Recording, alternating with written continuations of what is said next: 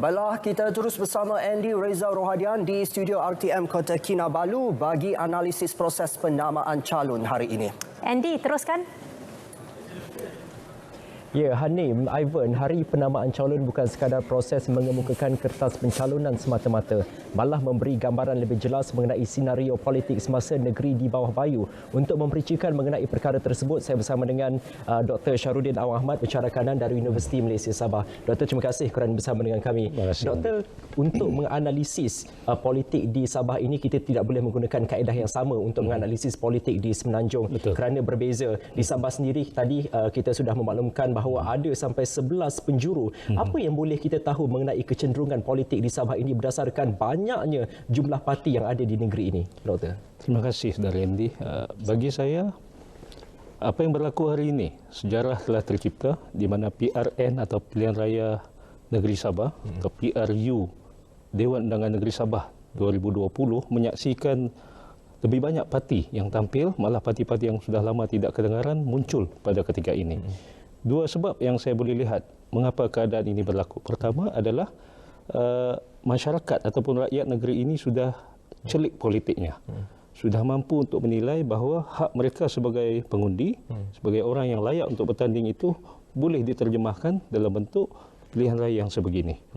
Yang kedua pula adalah dalam meraihkan demokrasi di negeri yang kecil tetapi makmur ini, saya yakin pihak-pihak yang dicalonkan atau parti-parti yang mengemukakan calon untuk bertanding kali ini tahu sebab apa mereka meletakkan calon, dengan tujuan apa, yakni ideologi yang bakal dibawa sebagai asas perjuangan dalam parti untuk bertanding di pilihan raya kali ini, ataupun mungkin dari satu segi kita boleh melihat situasi ini sebagai satu peluang di mana kerajaan selepas PRU 14 sehingga kini lebih terbuka sifatnya, lebih memberi peluang kepada semua pihak, baik individu dalam parti maupun rakyat yang marhain untuk terlibat secara langsung dalam politik tanah air. Ya. Satu lagi perkara yang menjadi tumpuan hari ini adalah pengumuman Perdana Menteri Tan Sri Muhyiddin Yassin menubuhkan Gabungan Rakyat Sabah atau GRS. Betul. Bagaimana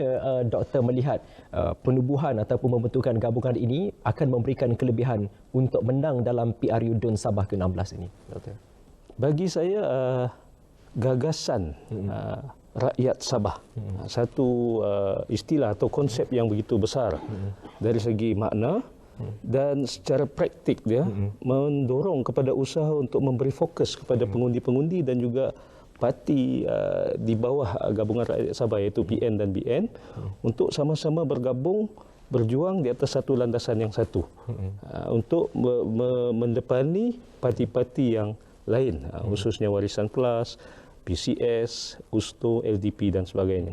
Bila yang amat berhormat Perdana Menteri mengumumkan gagasan rakyat Sabah secara tak langsung, secara teorinya boleh dikatakan bahawa ini satu tindakan supaya rakyat negeri Sabah fokus bahawa undilah ini, undilah en blok ini, undilah pihak-pihak yang ada di sini sebab ini adalah barisan yang bakal membawa sesuatu kepada negeri ini melalui pilihan raya kali ini. Ini akan memudahkan juga pemilih berdaftar untuk mengundi dan juga menunjukkan bahawa adanya kesepaduan ataupun kompak dalam gabungan itu sendiri, insyaAllah.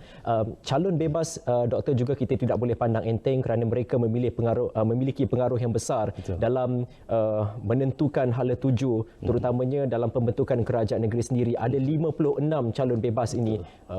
Pandangan Doktor sendiri, sekiranya mereka menang, apakah kemungkinan yang akan berlaku kerana kita tahu dalam pilihan raya sebelum ini pun calon-calon bebas ini mampu untuk mengubah kerajaan negeri dari A kepada kerajaan negeri B? Saya setuju dengan Andy. Calon-calon bebas yang bertanding atas logo bebas. Ramai pula tu kali ini untuk PRN yang ke-16 ini. Bagi saya ini satu peluang bagi mereka, individu yang berkenaan untuk meletakkan diri mereka ini sebagai mungkin juga kingmaker, mungkin juga penentu nasib kepada blok-blok Warisan Plus ataupun parti-parti tanpa gabungan PCS, LDP, USNO dan seumpamanya, ataupun gagasan rakyat Sabah tadi. Jadi bila berlaku tie ataupun berlaku seri dalam penyerahan atau penjumlahan undi nanti, maka calon-calon bebas yang menang, sekiranya mereka menang di kerusi masing-masing, mereka ini akan demand. Mereka ini akan menentukan siapa yang boleh menjadi kerajaan pada waktu itu nanti. Betul. Baik. Kempen sudah pun bermula sekarang ini. Untuk doktor sendiri, apa yang perlu diberi perhatian oleh calon-calon untuk menang dalam pilihan raya ini? Apa yang dimahukan oleh pemilih-pemilih berdaftar di negeri Sabah? Adakah tumpuan perlu diberikan kepada isu-isu kenegerian ataupun isu-isu nasional? Bagi saya, dia sebenarnya bergabung jalin. Interwoven. Kita tak boleh cakap sangat soal isu negeri semata-mata. Kita kena cakap juga isu nasional, sebab tanpa persekutuan negeri tidak wujud. Begitu juga tanpa negeri, persekutuan itu tidak akan terbentuk.